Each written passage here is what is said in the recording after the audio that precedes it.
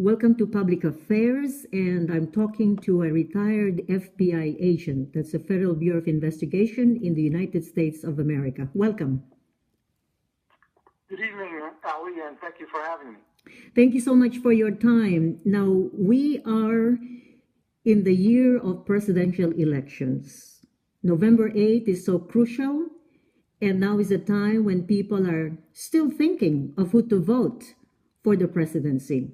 First and foremost, how will a former FBI agent define the two candidates? Let's start with Hillary Rodham Clinton. Well, in defining her, how can I place my words? I would have to say that Hillary is a good candidate, and she has the right things in mind, but no, honestly, she is more of like the typical politicians that we have experienced in years past, and I think we would see a lot of the same policies, a lot of the same economic promises that has been promised before, and I don't think that the country would be going in a good direction by following the footsteps of President Obama. Let's go to Donald Trump. I think Donald, Mr. Trump, is the candidate to vote for.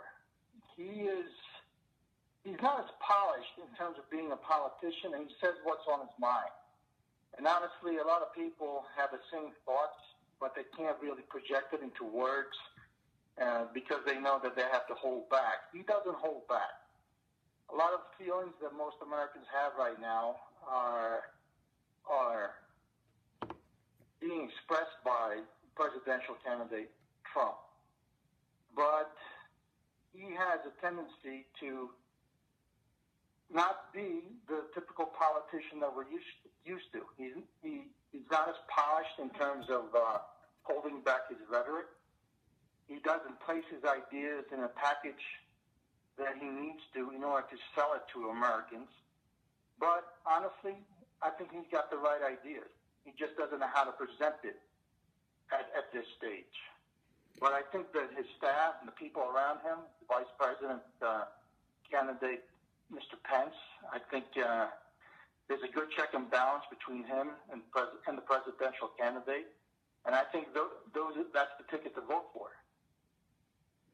Now, comparing Mr. Donald Trump and Hillary Rodham Clinton, in terms of making America secure, who do you think will be better?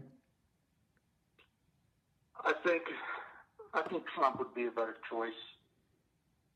He has a lot of policies that he's proposing to put a clamp down on I don't want to say shutting the borders down, but let's say controlling the borders.